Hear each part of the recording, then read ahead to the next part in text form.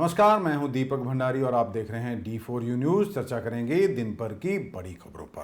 कुछ दिन पहले एक मामला सामने आया था, सिंचाई विभाग से जुड़ा मामला था, जिसमें कहा गया था कि मशीनरी की खरीद हुई नहीं और 1178 करोड़ रुपए के फर्जी बिल बनाकर पास कर दिए गए।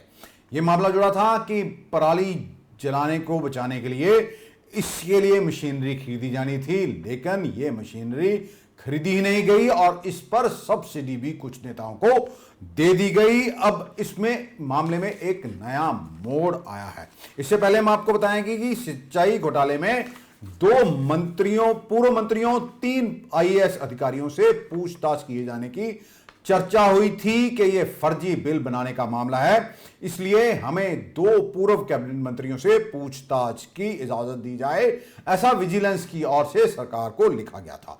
इसमें 3 आईएएस अधिकारियों का भी नाम आया था। अब यह मामला तब सामने आया जब चरणजीत सिंह चन्नी मुख्यमंत्री बने और उनके समय रहते रणदीप सिंह नाभा बने खेती मंत्री। उन्होंने ही तब यह मामला सामने लाया था। उन्होंने इसी को लेकर प्रधानमंत्री नरेंद्र मोदी को पत्र भी लिखा था कि सिंचाई घोटाला हुआ है, लेकिन बार बार कहने के बावजूद कोई सुनवाई नहीं हो रही है। उन्होंने ये कहा था कि भरी कैबिनेट में जब मुख्यमंत्री थे पंजाब के चरणजीत सिंह चन्नी, तो उनके साथ कई मंत्री भी बैठे हुए थे, जहां पर उन्होंने ये मामला उठाया था कि ये घोटाला हुआ है। एक तरफ तो पंजाब पहले ही कर्ज के तले के बोझ के नीचे दबा हुआ है, पंजाब पर 3 लाख करोड़ रुपए से अधिक का कर्जा है। ऐसे में अधिकारी किस तरह माल खा रहे हैं, यह खुलासा रणदीप सिंह नाभा ने चरणजीत सिंह चन्नी की कैबिनेट की बैठक में किया था, लेकिन किसी ने भी कोई हामी नहीं भरी, सब चुप्पी साधे बैठे रहे। इसी को लेकर रणदीप सिंह नाभा की ओर से प्रधानमंत्री नरेंद्र मोदी को पत्र भी लिख दिया गया और वह खुद भी मिलकर उनसे यह बताकर कहा है कि यहां पर एक बहुत बड़ा घोटाला हुआ है, जिसकी जांच जरूरी है, क्योंकि उन्होंने इस संबंधी अधिकारियों से दस्तावेज मांगे थे, लेकिन अधिकारी ये दस्तावेज उन्हें दे नहीं रहे थे। मामले की जांच विजिलेंस की ओर से की जा रही है। प्रदेश के तमाम एग्रीकल्चर अधिकारियों से डिटेल मांगी गई है कि आखिरकार कहां कहां मशीनरी की खरीद हुई, किससे यह खरीद की गई, किसको बिल दिए गए, मशीनरी की असली कीमत क्या थी और उसके कितने पैसे लिए गए, फिलहाल मशीनरी का स्टेटस क्या है। लेकिन हमें जो जानकारी मिली है, अभी तक पूरी रिपोर्ट सरकार के पास नहीं पहुंची है। आखिरकार अधिकारी रिपोर्ट देने से कतरा क्यों रहे हैं, यह भी सबसे बड़ा सवाल है।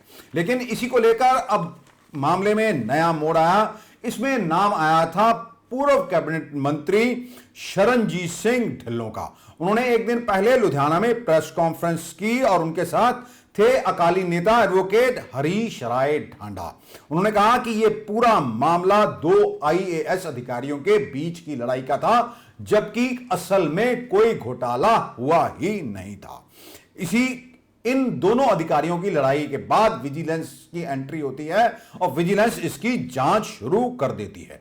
ढिल्लों और ढांडा ने यह भी कहा है कि पूरा मामला 1000 करोड़ रुपए के घोटाले का बताया जा रहा था। इसकी जांच के बाद अदालत में चालान पेश किए गए हैं। इस मामले में गिरफ्तार किए गए ठेकेदार गुरिंदर सिंह के पत्र को आधार बनाया गया था, लेकिन इस पत्र को चालान में लगाया ही नहीं गया। उन्होंने यह भी कहा कि कांग्रेस सरकार के रहते 2 बड़े आईएएस अधिकारियों के बीच लड़ाई को लेकर जो चल रही थी खींचतान, उसी को लेकर यह मामला सामने आया था। असल में यह घोटाला हुआ ही नहीं है।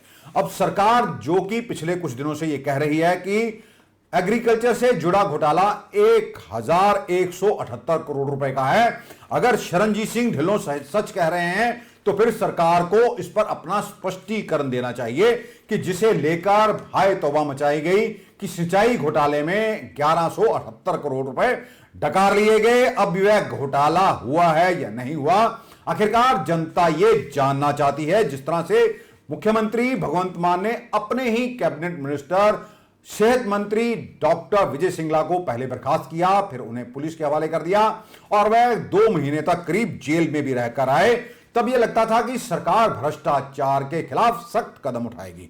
लेकिन अब जैसे जैसे ये मामले, ये बातें सामने आ रही हैं, उससे कहीं ना कहीं सरकार की भी साख जो है वो दांव पर लग रही है। इसलिए हमारी दरखास्त है मुख्यमंत्री भगवंत मान से, वह स्पष्ट करें कि आखिरकार घोटाला हुआ था या नहीं हुआ था। विजिलेंस के कौन अधिकारी हैं जिन्होंने इस घोटाले को हवा दी और बाद में मामला इतना बड़ा कर दिया। अब क्योंकि पूर्व मंत्री जिन पर यह आरोप है, शरणजीत सिंह ढिल्लों, वह सामने आ चुके हैं, इसलिए सरकार की साख दांव पर लग गई है। देश भर में आजादी का 75वां अमृत महोत्सव मनाया जा रहा है और प्रधानमंत्री की सभी देशवासियों से अपील है कि अपने घरों के ऊपर तिरंगा राष्ट्रीय ध्वज फहराया जाए। इसी को लेकर व्हाट्सएप पर, सोशल मीडिया पर एक कार्टून वायरल हो रहा है जिसमें एक गरीब व्यक्ति एक अधिकारी के पास खड़ा है और उसे एक दूसरा व्यक्ति अधिकारी से इंट्रोड्यूस करा रहा है और कह रहा है कि साहब, ये व्यक्ति अपने घर झंडा फहराना चाहता है, इसके पास झंडा भी है, अब ये घर की मांग कर रहा है। ये कार्टून आज 75 साल बाद हमारे देश की हालत क्या है उस पर करारी चोट कर रहा है कि एक तरफ लोग भूखमरी से मर रहे हैं, लोगों के पास रहने को घर नहीं, खाने को है नहीं, लेकिन यहां पर कुछ ऐसे नेता और अधिकारी हैं जिन्होंने अरबों रुपए की जायदाद बनाई। मंत्रियों के घरों से करोड़ों रुपए मिल रहे हैं, इन्हें छूट है कि 30 रुपए की चीज को ये 1800 रुपए में बेच दें तो इन्हें कोई कुछ नहीं कहेगा। पेट काटने के लिए भी 500-500 रुपए ले लें, करोड़ों रुपए की जायदादें बना लें, लेकिन इन्हें सब माफ है। पार्थ जो हैं पश्चिम बंगाल के पूर्व कैबिनेट मंत्री, उनकी सहयोगी अर्पिता के घर से 50 करोड़ रुपए मिले थे। लाखों करोड़ लेकर कई जो उद्योगपति हैं वह भाग चुके हैं। लाखों करोड़ के कर्ज माफ किए जाने की भी बातें हो रही हैं। इसमें सच्चाई क्या है ये तो सरकार ही जाने, लेकिन ये सच है। नौजवानों को तो पकौड़े बेचने की सलाह दी जाती रही है, लेकिन असल में देश का माल कौन खा रहा है, ये भी सबसे बड़ा सवाल है। मुख्यमंत्री भगवंत मान ने यह साबित किया है कि वह पंजाब को लेकर संजीदा हैं और पूरी मेहनत कर रहे हैं। इसी को लेकर उन्होंने होमवर्क भी किया था और नीति आयोग की बैठक में शामिल होने के लिए भी वह गए थे। इस बैठक में इससे पहले 2 पूर्व मुख्यमंत्रियों को बुलाया जा चुका है, कैप्टन अमरिंदर सिंह और चरणजीत सिंह चन्नी। कैप्टन अमरिंदर सिंह के पास इतना समय नहीं था कि वह पंजाब के मुद्दों को लेकर नीति आयोग के पास जाते और बताते कि कौन कौन सी योजनाएं ऐसी हैं जो पंजाब को फायदा पहुंचा सकती हैं। यही हाल पूर्व मुख्यमंत्री चरणजीत सिंह चन्नी का भी रहा। अपने 111 दिन के कार्यकाल में उन्होंने क्या किया, कहीं बकरी का दूध दोहना शुरू कर दिया, कहीं उन्होंने भंगड़ा डाला, तो कहीं ये कहते रहे मैं टेंट लगाता हूं, तो कहीं ये भी कहते रहे कि मैं खेतों में हल चलाता हूं, लेकिन नीति आयोग की बैठक में ये भाग लेने के लिए नहीं। अब मुख्यमंत्री भगवंत मान ने इस बैठक में हिस्सा लिया है और उन्होंने ये कहा है कि पंजाब के मुद्दे उन्होंने इस आयोग में रखे हैं। जो पंजाब में 150 में से 117 जोन डार्क जोन में चले गए हैं क्योंकि पानी लगातार नीचे को जा रहा है। हमें एमएसपी मिले तो किसान दूसरी फसलें बीजेगा। उन्होंने डाइवर्सिफिकेशन, फसलों की डाइवर्सिफिकेशन की भी बात की। इसके अलावा एमएसपी कमेटी को दोबारा बनाने को भी उन्होंने प्रधानमंत्री नरेंद्र मोदी से भी बात की है। कमेटी में पंजाब से सिर्फ 3 किसान डाले जा रहे हैं। उन्होंने ये कहा कि इसमें असली किसानों को डाला जाए ताकि पंजाब का भला हो सके। लीगल गारंटी होनी चाहिए है ਤੇ ਐਮਐਸਪੀ ਦੀ ਜਿਹੜੀ ਐਮਐਸਪੀ ਨੂੰ ਨਿਰਧਾਰਿਤ ਕਰਨ ਲਈ ਜਿਹੜੀ ਕਮੇਟੀ ਬਣੀ ਹੈ ਉਹਨੂੰ ਦੁਬਾਰਾ ਬਣਾਓ। ਉਹਦੇ ਵਿੱਚ ਉਹ ਕਿਸਾਨ ਪਾਓ ਜਿਨ੍ਹਾਂ ਨੂੰ ਇਹਨਾਂ ਤਿੰਨੇ ਕਾਨੂੰਨਾਂ ਦਾ ਸੇਕ ਪਹੁੰਚਦਾ, ਜਿਨ੍ਹਾਂ ਨੂੰ ਅਸਰ ਪੈਂਦਾ, ਜਿਨ੍ਹਾਂ ਨੇ ਇਹ ਮੋਰਚੇ ਲਾਏ, ਸੋ ਉਹਨਾਂ ਕਿਸਾਨਾਂ ਨੂੰ ਵਿੱਚ ਲਾਓ ਤਾਂ ਕਿ ਸਟੇਕ ਹੋਲਡਰ ਜਿਹੜਾ ਉਹਦੀ ਵੀ ਸੰਤੁਸ਼ਟੀ ਹੋਵੇ ਕਿ ਹਾਂ ਮੈਨੂੰ ਵੀ ਪੁੱਛ ਕੇ ਜਿਹੜਾ ਐਮਐਸਪੀ ਜਿਹੜੀ ਬਣਾਈ ਗਈ। ਹੁਣ ਐਮਐਸਪੀ ਜਿਹੜੀ ਕਮੇਟੀ ਹੈ ਉਹਦੇ ਵਿੱਚ ਜ਼ਿਆਦਾਤਰ ਮੈਂਬਰ ਉਹ ਨੇ ਜਿਹੜੇ ਕਿਸੇ ਨਾ ਕਿਸੇ ਤਰੀਕੇ ਨਾਲ ਇਹਨਾਂ ਕਾਨੂੰਨਾਂ ਦੇ ਪੱਖ 'ਚ ਰਹੇ। ਯੂਨੀਵਰਸਿਟੀਆਂ ਦੀ ਗੱਲ ਹੋਈ ਆ ਤਾਂ ਸਾਡੀਆਂ ਸਾਰੀਆਂ ਯੂਨੀਵਰਸਿਟੀਆਂ ਮੈਂ ਆਖਿਆ ਵੀ ਬਹੁਤ ਵਧੀਆ ਕੰਮ ਕਰ ਰਹੀਆਂ ਨੇ। ਪੰਜਾਬ ਯੂਨੀਵਰਸਿਟੀ ਚੰਡੀਗੜ੍ਹ ਬਾਰੇ ਤਾਂ ਰਾਜ ਸਭਾ ਦੇ ਵਿੱਚ ਜਵਾਬ ਦੇ ਦਿੱਤਾ ਗਿਆ ਕਿ ਉਹਨੂੰ ਛੇੜਿਆ ਨਹੀਂ ਜਾਊਗਾ। 3 ਉਹਦੇ ਕਾਰਨ ਦਿੱਤੇ ਗਏ। ਇੱਕ ਤਾਂ ਲੈਗੇਸੀ, ਕਿਉਂਕਿ ਵਿਰਸਾ ਸਾਡਾ ਉਹ ਪੰਜਾਬ ਦੇ ਦਿਲ ਨਾਲ ਜੁੜੀ ਹੋਈ ਯੂਨੀਵਰਸਿਟੀ ਹੈ, ਤੇ ਨੰਬਰ 2 ਤੇ वैसे तो पंजाब की विजिलेंस विभाग की ओर से सरकार से 132 अधिकारियों के खिलाफ कार्रवाई करने के लिए मंजूरी मांगी गई थी चीफ सेक्रेटरी जो पंजाब के हैं विजय कुमार जंजुआ, उन्होंने भी विभागों को लिखा था कि जिन अधिकारियों की सूची मांगी गई है विजिलेंस विभाग की ओर से उन्हें पूछताछ की इजाजत दे दी जाए, लेकिन अभी तक इसमें यह सामने नहीं आ पाया है कि किन किन विभागों की ओर से कौन कौन से अधिकारियों को विजिलेंस की ओर से पूछताछ के लिए बुलाए जाने पर जांच में शामिल होने के लिए कहा गया है। मंजूरी मिली है या नहीं, यह से बहुत बड़ा सवाल है।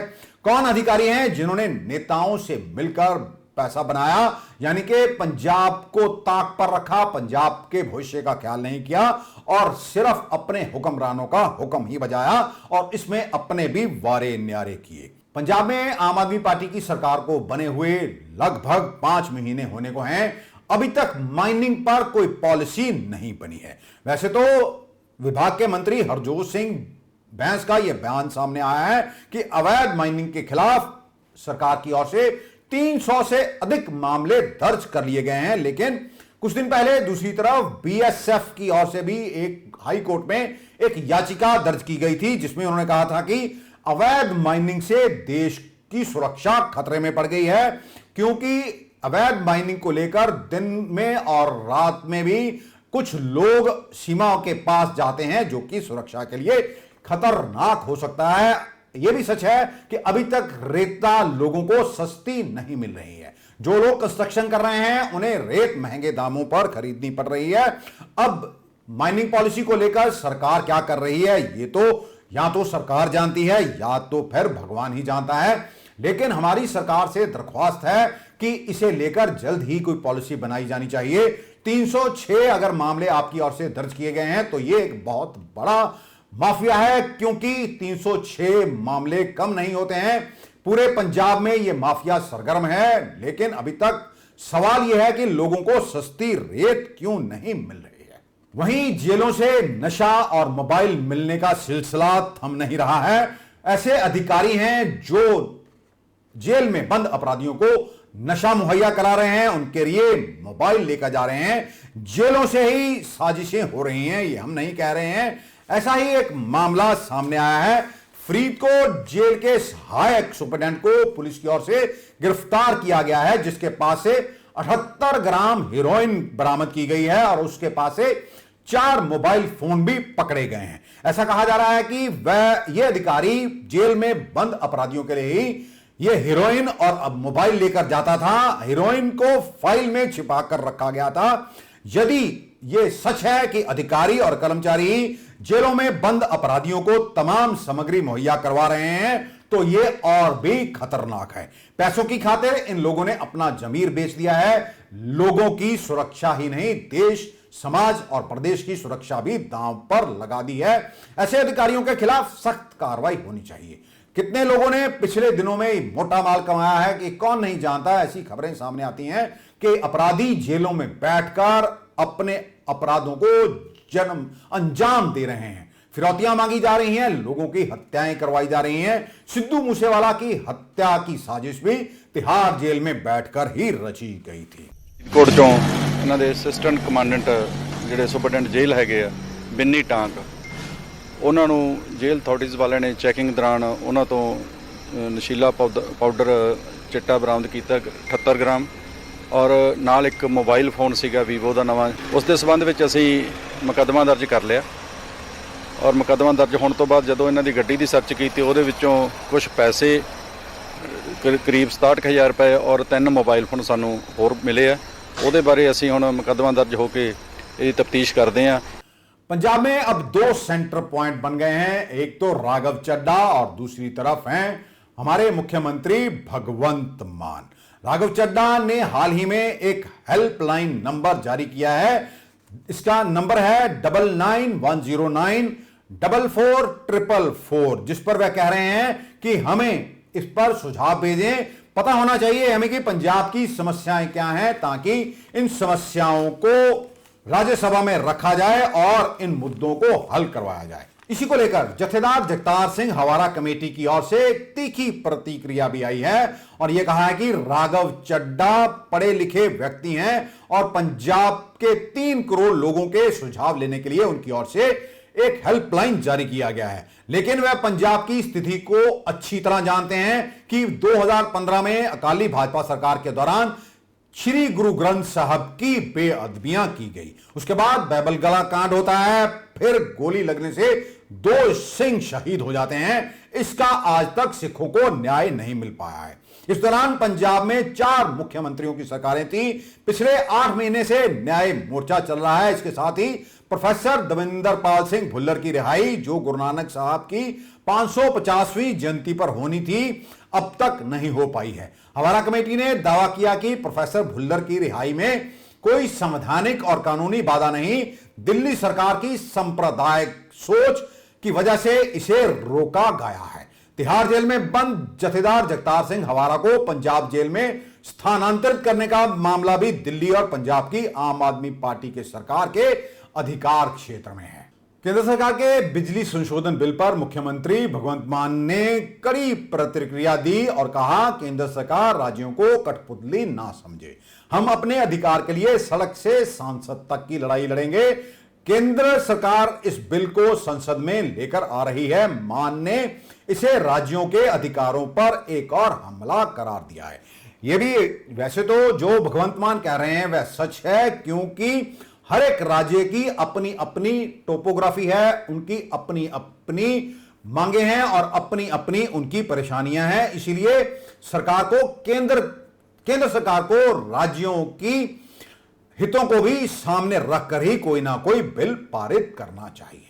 लुधियाना में रविवार देर रात को गिल चौक के नजदीक लाइफ लाइन अस्पताल के पास 40-50 युवकों की ओर से गुंडागर्दी की खबरें आ रही हैं। हमलावरों ने एक रेहड़ी पर सिगरेट पी रहे युवक से बहसबाजी की। इतने में एक पक्ष के लोगों ने फोन करके अपने साथियों को बुलाया और वहां पर इन्होंने हुड़दंग मचाया। नहीं कहता भूआ सिगरेट मंगी सी, मैं सिगरेट पी रहा सी, उन्होंने सिगरेट मंगी, मैं दिती नहीं। कहता मैंने गाल कढ़िया तो मैं भी गाल कढ़ी। ਉਹਦੇ ਕੋਲ ਤਾਂ ਕੁਝ ਵੀ ਨਹੀਂ ਹਥਿਆਰ ਸੀ। ਉਹ ਬੈਸਬਾਲ ਮੈਂ ਖੁਦ ਦੇਖਿਆ, ਸਰਿਆਮ ਦੇਖਿਆ। ਐਕਟਿਵਾ ਤੇ ਸੀ 3 ਜਣੇ, ਇੱਕ ਦੇ ਹੱਥ ਤੇ ਸਰੀਆ ਸੀ। ਉਹ ਭੱਜਿਆ, ਮੈਂ ਉੱਥੇ ਤੱਕ ਭੱਜਿਆ, ਮੈਂ ਠੇਕੇ ਤੋਂ ਅੱਗੇ ਤੱਕ ਗਈ ਆ। ਉਹਨਾਂ ਨੇ ਐਕਟਿਵਾ ਨਹੀਂ ਰੋਕਿਆ, ਉਹਨਾਂ ਨੇ ਐਕਟਿਵਾ ਨਹੀਂ ਰੋਕਿਆ। ਹੁਣੀ ਮੈਂ ਉਹਦਾ ਸਿਰ ਧੋ ਕੇ ਆਈ ਜਮਾਈ ਦਾ, ਮੈਂ ਬੋਤਲ ਉੱਥੋਂ ਲੈ ਕੇ ਜਨਤਾ ਬੈਕਰੀ ਤੋਂ ਖੁਦ ਪਾਣੀ ਦੀ, ਮੈਂ ਉਹਦਾ ਸਿਰ ਧੋਤਾ, ਖੂਨਮ ਖੂਨ, ਮੈਂ ਦੁਪੱਟਾ ਉਹਦਾ ਬੰਦਿਆ ਹੋਇਆ ਸਿਰ ਤੇ, ਮੈਂ ਖੁਦ ਜਵਾਈ ਨੂੰ ਲੈ ਕੇ ਦਿਖਾ ਡਾਕਟਰ ਦੇ, ਹੁਣ ਉੱਥੇ ਪਿਆ ਸੀ, ਚੱਕ ਕੇ ਲੈ ਗਏ ਮੁੰਡੇ। ਪੁਲਿਸ फोन किया होगा, तुसी किता सी फोन 100 नंबर ते? इन्होंने किया। हुण दसूहा में आम आदमी पार्टी के विधायक करमवीर सिंह घुम्मन की दबंगाई सामने आ रही है। होशियारपुर के चौलांग टोल प्लाजा पर वीआईपी लेन नहीं खुली और विधायक को 1 मिनट तक इंतजार करना पड़ा, तो इससे वह नाराज हो गए। वह गाड़ी से उतरे, टोल कर्मियों से बहस की और बैरियर तोड़ दिया। इसके बाद करीब 10 मिनट तक सभी गाड़ियों को फ्री निकाल दिया गया।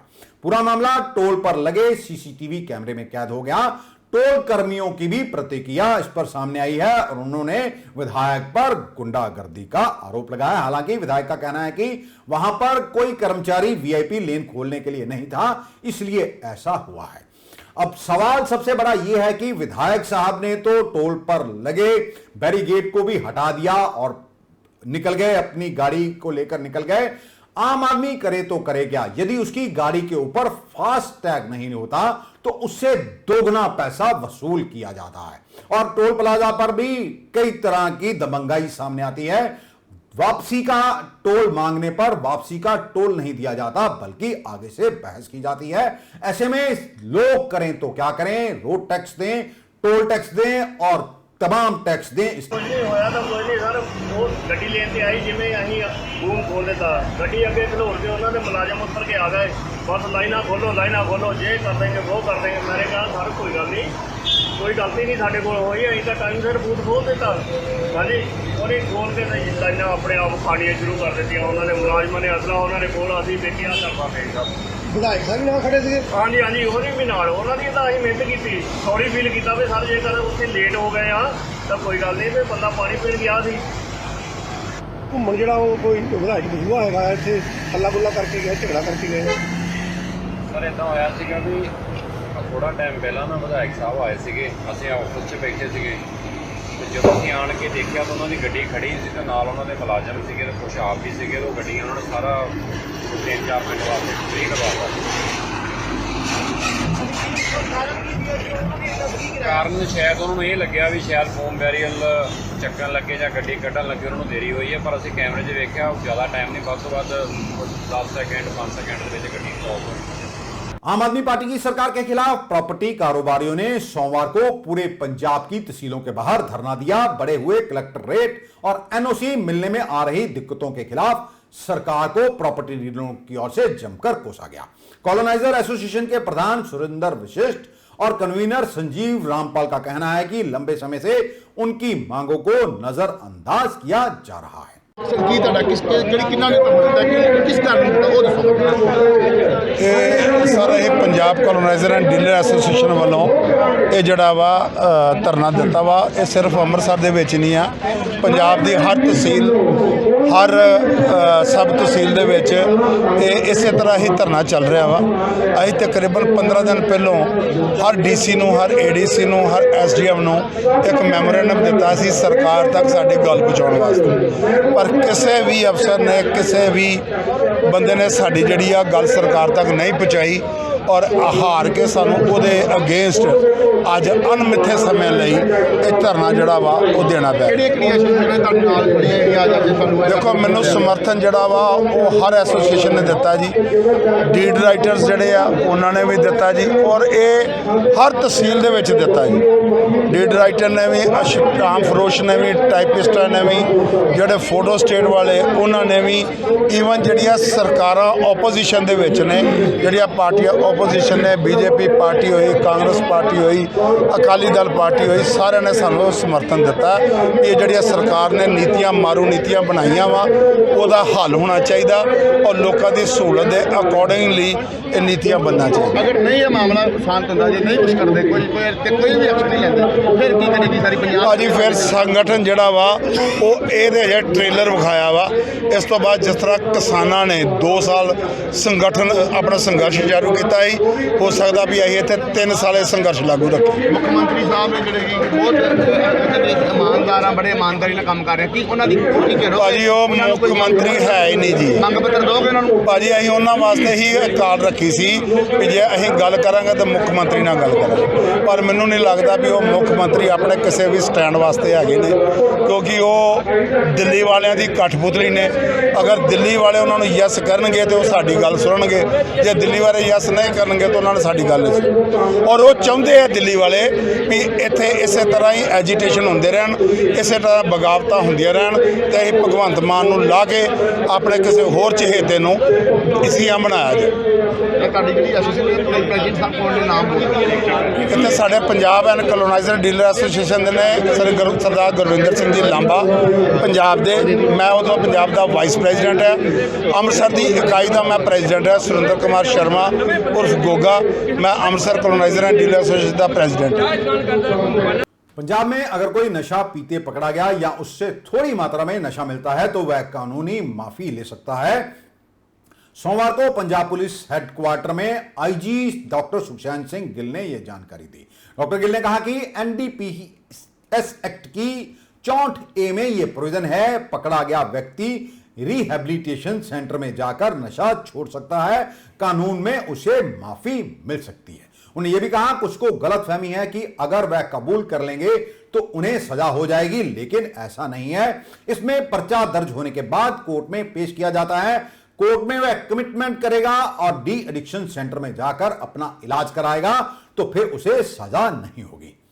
वहीं डीजीपी गौरव यादव ने पंजाब पुलिस के तमाम अधिकारियों को आदेश जारी किए हैं और उन्हें टॉप स्मगलरों और नशे के हॉटस्पॉट इलाकों पर कार्रवाई करने को कहा गया है। ਇਸ ਜਿਹੜੀ ਸਪੈਸ਼ਲ ਕੈਂਪੇਨ ਸੀ ਇਹਦੇ ਵਿੱਚ 141 ਪੀਓਜ਼ ਜਿਹੜੇ ਨੇ 141 ਪੀਓਜ਼ ਐਨਡੀਪੀਐਸ ਐਕਟ ਦੇ ਅਲੱਗ-ਅਲੱਗ ਜ਼ਿਲ੍ਹਿਆਂ ਨੇ ਫੜੇ ਆ, ਜਿਹੜੀ ਕਿ ਵਧੀਆ ਅਚੀਵਮੈਂਟ ਆ। ਔਰ ਇਹ ਜਿਹੜਾ ਕੈਂਪੇਨ ਆ ਅਗੇਂਸਟ ਪੀਓਜ਼ ਜਿਹੜੇ ਭਗੌੜੇ ਨੇ ਜਿਹੜੇ, ਉਹ ਇਸੇ ਤਰੀਕੇ ਦੇ ਨਾਲ ਜਾਰੀ ਰਹੇਗਾ ਅੱਗੇ ਫਰਦਰ ਫਿਊਚਰ ਦੇ ਵਿੱਚ। ਇਹਦੀ ਇੱਕ ਦੋ ਹੋਰ ਚੀਜ਼ਾਂ ਤੇ ਫੋਕਸ ਕੀਤਾ ਗਿਆ ਹੈ ਕਿ ਕਿਉਂਕਿ ਡਰੱਗਸ ਦੀ ਐਨਫੋਰਸਮੈਂਟ ਜਿਹੜੀ ਆ ਉਹ ਬੜੀ ਵਧੀਆ ਹੋ ਰਹੀ ਆ, ਉਹਦੇ ਨਾਲ ਕੁਝ ਇਨੀਸ਼ੀਏਟਿਵਸ ਜਿਹੜੇ ਜ਼ਿਲ੍ਹਿਆਂ ਨੂੰ ਕਿਹਾ ਸੀ ਲੈ ਜਾਣ ਤਾਂ ਜੋ ਨੌਜਵਾਨ ਜਿਹੜੇ ਨੇ ਉਹਨਾਂ ਨੂੰ ਇਸ ਗਲਤ ਰਸਤੇ ਤੇ ਜਿਹੜੇ ਜੇ ਕੋਈ ਪਏ ਹੋਏ ਆ ਉਹਨਾਂ ਨੂੰ ਠੀਕ ਰਸਤੇ ਤੇ ਤੁਰਿਆ ਜਾਵੇ। ਉਹਦੀ ਏਵਜ ਦੇ ਵਿੱਚ ਬਰਨਾਲਾ ਪੁਲਿਸ ਨੇ ਇੱਕ ਅੰਡਰ 17 ਬਾਸਕਟਬਾਲ ਲੀਗ ਜਿਹੜੀ ਆ ਉਹ ਇੱਕ ਆਰਗੇਨਾਈਜ਼ ਕੀਤੀ ਆ, ਜਿਹਦੇ ਵਿੱਚ ਕਾਫੀ ਵੱਡੀ ਮਾਤਰਾ ਦੇ ਵਿੱਚ ਯੂਥ ਜਿਹੜੇ ਨੇ ਪਾਰਟਿਸਿਪੇਟ ਕਰ ਰਹੇ ਆ। ਸੋ ਇੱਕ ਉਪਰਾਲਾ ਹੈ ਕਿ ਵੀ ਯੂਥ ਦੀ એનર્ਜੀ ਜਿਹੜੀ ਆ ਉਹ ਪੁਲਿਸ ਵੀ ਇਹਦੇ ਵਿੱਚ ਪ੍ਰੋਐਕਟਿਵਲੀ ਪਾਰਟਿਸਿਪੇਟ ਕਰਕੇ ਉਹਦੀ એનર્ਜੀ ਜਿਹੜੀ ਆ ਉਹ ਚੰਗੇ ਪਾਸੇ ਚੈਨਲਾਈਜ਼ ਕੀਤੀ ਜਾਵੇ। ਇਸੇ ਤਰ੍ਹਾਂ ਮਲੇਰਕੋਟਲਾ ਪੁਲਿਸ ਨੇ ਇੱਕ ਮੁਹਿੰਮ ਚਲਾਈ ਹੈ ਸਾਂਝੀ ਸਾਥ ਨਾਮ ਦੀ, ਜਿਹਦੇ 'ਚ ਉਹਨਾਂ ਨੇ ਪਿੰਡਾਂ ਦੇ ਵਿੱਚ ਹਰ ਪਿੰਡ ਦੇ ਵਿੱਚ SHO ਜਿਹੜੇ ਨੇ ਉਹ ਜਾਂਦੇ ਆ ਸਾਥ ਦੇ ਵਿੱਚ ਜਾ ਕੇ ਯੂਥ ਦੇ ਨਾਲ ਗੱਲਬਾਤ ਕਰਨੀ। ਸਿਮਿਲਰਲੀ ਜਿਹੜੇ ਏਰੀਆਜ਼ ਜ਼ਿਆਦਾ ਅਫੈਕਟਡ ਨੇ ਉੱਥੇ ਇਵਨ ਗਜ਼ਟਡ ਆਫੀਸਰ ਜਿਹੜੇ ਨੇ GOs ਜਿਹੜੇ ਨੇ ਉਹ ਵੀ ਜਾ ਰਹੇ ਆ। संसद में इलेक्ट्रिसिटी बिल अमेंडमेंट पेश कर दिया गया। इसी को लेकर किसान मजदूर संघर्ष कमेटी और बिजली कर्मचारियों की ओर से अमृतसर में रोष प्रदर्शन किया गया। किसान नेता सरवन सिंह पंदेर का कहना है कि बिजली बिल पूरी तरह से किसान और जन विरोधी हैं, इन्हें वापस लेना चाहिए वरना आंदोलन और भी तेज किया जाएगा। देखो आज जड़ा असी गोल्डन गेट ते मोदी सरकार दी अर्थी साड़ रहे हैं, ਇਹਦਾ ਮੁੱਖ ਮਨੋਰਥ ਹੈਗਾ ਵੀ ਜਿਹੜਾ ਬਿਜਲੀ ਸੋਧ ਬਿੱਲ 2022 ਸੀਗਾ ਉਹਨੂੰ ਨਾ ਲੈ ਕੇ ਆਉਣ ਦਾ ਫੈਸਲਾ ਹੋਇਆ ਸੀ, ਪਰ ਮੋਦੀ ਸਰਕਾਰ ਦੇਸ਼ ਦੇ ਕਿਸਾਨਾਂ ਮਜ਼ਦੂਰਾਂ ਨਾਲ ਧਰੋਹ ਕਮਾਇਆ। ਉਹਨਾਂ ਨੇ ਬਗੈਰ ਕਿਸੇ ਨੂੰ ਪੁੱਛੇ ਕਿਸੇ ਦੇ ਸਲਾਹ ਮਸ਼ਵਰਾ ਕੀਤੇ ਹੈ ਬਿੱਲ ਲੈ ਕੇ ਪਾਰਲੀਮੈਂਟ 'ਚ ਅੱਜ ਆਇਆ ਜਾ ਰਿਹਾ।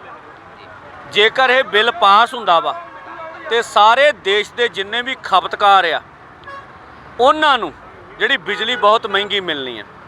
ਦੂਸਰਾ ਵੀ ਪ੍ਰਾਈਵੇਟ ਕੰਪਨੀਆਂ ਨੂੰ, ਜਿਹੜੀਆਂ ਕੰਪਨੀਆਂ ਨੇ ਅਰਬਾਂ ਦਾ ਖਰਬਾਂ ਦਾ ਲੋਕਾਂ ਦਾ ਅਦਾਰਾ ਕੌਡੀਆਂ ਦੇ ਭਾਅ ਵੇਚਣਾ ਵਾ, ਜਿਹੜੀ ਵੀ ਕੰਪਨੀ ਇਹ ਖਰੀਦੂਗੀ ਉਹਨੂੰ ਇਸ ਬਿੱਲ ਵਿੱਚ ਅਧਿਕਾਰ ਆ ਵੀ ਉਹ ਮਰਜ਼ੀ ਦੇ ਅਨੁਸਾਰ ਬਿਜਲੀ ਦਾ ਰੇਟ ਲਾ ਸਕਦੀ ਆ ਤੇ ਬਿੱਲ ਲਾ ਸਕਦੀ ਆ।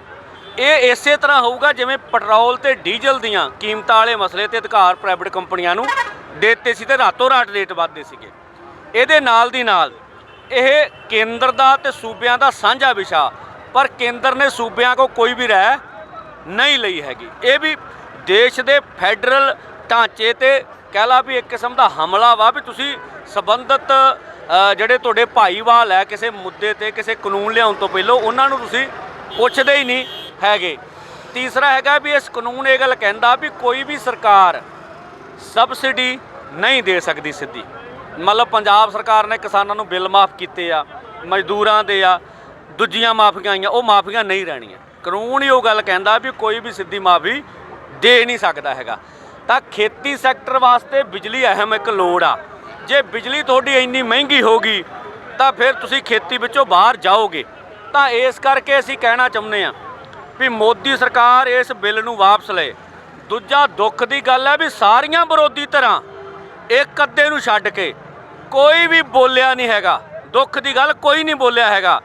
ਇਹ 2 ਤਰੀਕ ਨੂੰ ਕੈਬਨਿਟ ਨੇ ਪਾਸ ਕਰਤਾ, 5 ਤਰੀਕ ਨੂੰ ਸਾਰੇ MPs ਦੇ ਕੋਲ ਆ ਗਿਆ। ਸਾਡੇ MP ਗੁਰਜੀਤ ਔਜਲਾ ਜੀ ਆ, ਮੂੰਹ 'ਚ ਘੁੰਗਣੀਆਂ ਪਾ ਕੇ ਬੈਠੇ ਆ। ਆਹ ਤਰਨਤਾਰਨ ਦੇ ਡਿੰਪਾ ਸਾਹਿਬ ਆ, ਸਾਰੇ ਆ 13 MP ਆ ਸਾਡੇ, ਕੋਈ ਨਹੀਂ ਬੋਲਿਆ ਹੈਗਾ। ਆ ਖਹਿਰਾ ਸਾਹਿਬ ਹਰ ਮੁੱਦੇ ਤੇ ਬੋਲਦੇ ਆ, 3-4 ਦਿਨ ਹੋ ਗਏ ਪਤਾ ਹੀ ਨਹੀਂ ਲੱਗਾ ਹੈਗਾ ਰਾਜਾ ਵੜਿੰਗ ਕਿੱਥੇ ਚਲਾ ਗਿਆ ਬਈ। ਤੋ ਇਸ ਕਰਕੇ ਵਿਰੋਧੀ ਧਿਰਾਂ ਦੀ ਵੀ ਗੂੰਗੀ ਬਹਿ ਨਜ਼ਰ ਆਉਂਦੀ ਆ। ਇਹ ਤੋਂ ਗਾ ਭਗਵੰਤ ਮਾਨ ਸਰਕਾਰ ਉਹਨਾਂ ਦਾ ਕੋਈ ਬਿਆਨ ਨਹੀਂ ਹੈਗਾ, ਠੀਕ ਆ। ਉਹਨਾਂ ਦੇ 7 ਉੱਥੇ MP ਚੁਣ ਕੇ ਘੱਲੇ ਆ, ਉਹਨਾਂ ਨੂੰ ਪਤਾ ਨਹੀਂ ਹੈਗਾ ਬਿੱਲ ਆ ਰਿਹਾ। ਇਹਦਾ ਮਤਲਬ ਸਹਿਮਤੀ ਜਤਾਈ ਜਾ ਰਹੀ ਆ। ਭਗਵੰਤ ਮਾਨ ਸਰਕਾਰ ਜੇ ਸੱਚੀ ਆ ਤੇ ਉਹ ਵਿਧਾਨ ਸਭਾ ਦਾ ਇਜਲਾਸ ਸੱਦ ਕੇ ਇਸ ਬਿੱਲ ਦੇ ਵਿਰੋਧ ਵਿੱਚ ਮਤਾ ਪਾਸ ਕਰੇ। ਅੰਦੋਲਨ ਜਿਹੜਾ ਵਾ ਉਹ ਜਾਰੀ ਰਹੂਗਾ। ਅੱਜ ਮੋਦੀ ਸਰਕਾਰ ਦਾ ਪੁਤਲਾ ਫੂਕ ਰਹੇ ਆ। ਹੰਗਾਮੀ ਮੀਟਿੰਗ ਸੱਦ ਲਈ ਗਈ ਆ। ਜੇ ਸਾਰੀ ਸੂਬਾ ਕਮੇਟੀ ਨੇ ਰਾਇ ਨਾ फैसला किया तो रेलां जाम भी होणगियां। कॉमनवेल्थ गेम्स में 11वें दिन भारत को बैडमिंटन में 2 गोल्ड मिले। PV सिंधु ने वुमेन्स सिंगल में और लक्ष्य सेन ने मेंस सिंगल में ये कामयाबी हासिल की है। लक्ष्य का मेडल भारत का इस मेगा इवेंट का 20वां गोल्ड मेडल है। Hearty congratulations on this gold medal victory, and has come after quite a long wait. What do you have to say about this gold medal victory? Well, I'm very happy, and of course, yeah, I waited for this for a long time now, and finally I've done it. So super happy, and yeah, I mean, you know, Commonwealth Games comes once in 4 years, so I have like a श्रोमणी अकाली दल के अध्यक्ष और पूर्व उप मुख्यमंत्री सुखबीर सिंह बादल आज अमृतसर पहुंचे। उन्होंने ये बिजली संशोधन बिलों को लेकर कहा, इसको लेकर वह पहले ही प्रधानमंत्री नरेंद्र मोदी को पत्र लिख चुके हैं। बिजली सोध बिल च अज मैं प्रधानमंत्री ਨੂੰ ਵੀ चिट्ठी लिखी है कि ਜਿਹੜਾ बिजली डिपार्टमेंट है वो कनकरेंट लिस्ट है। कनकरेंट लिस्ट का मतलब है सूबियां की बगैर परमिशन तो आ बिल नहीं आ सकते एंड ये बहुत शंका ही है जिस सूबियां नूं असर पैंदा है। सो आ जिहड़ा बिल है आ इमीडिएटली मैं प्रधानमंत्री को चिट्ठी लिखी है कि ये पार्लीमेंट पास नहीं होना चाहिए, इलीगल है पार्लीमेंट पास करना। ਕਿਸਾਨਾਂ ਵੱਲੋਂ ਵੱਡੇ ਪੱਧਰ ਤੇ ਸੰਘਰਸ਼ ਸ਼ੁਰੂ ਕਰਨ ਦਾ ਐਲਾਨ ਕਰ ਦਿੱਤਾ ਗਿਆ। ਲੁਧਿਆਣੇ ਕਰਨਾ ਇੱਥੇ ਰੇਲ ਲੋਕ ਅੰਦੋਲਨ ਸ਼ੁਰੂ ਕਰਨ ਦਾ ਐਲਾਨ ਕਰਨ ਜਾ ਰਹੇ ਜੀ। ਸੋ ਮੈਂ ਉਹੀ ਕਹਿਣਾ ਚਾਹੁੰਦਾ ਜਿਵੇਂ ਪਿਛਲੀ ਵਾਰ ਕਿਸਾਨੀ ਕਾਨੂੰਨ ਲੈ ਕੇ ਆਏ ਸੈਂਟਰ ਨੂੰ ਵਾਪਸ ਕਰਨੇ ਪਏ। ਮੈਨੂੰ ਬੜਾ ਹੈਰਾਨੀ ਹੈ ਕਿ ਇਹ ਜਿਹੇ ਕਾਨੂੰਨ ਜਿਨ੍ਹਾਂ ਨੂੰ ਲੋਕ नहीं पसंद करते बार बार लेके आने एक बहुत गलत फैसला है। आज के लिए बस इतना ही। कल आपके समक्ष फिर हाजिर होंगे, तब तक के लिए नमस्कार।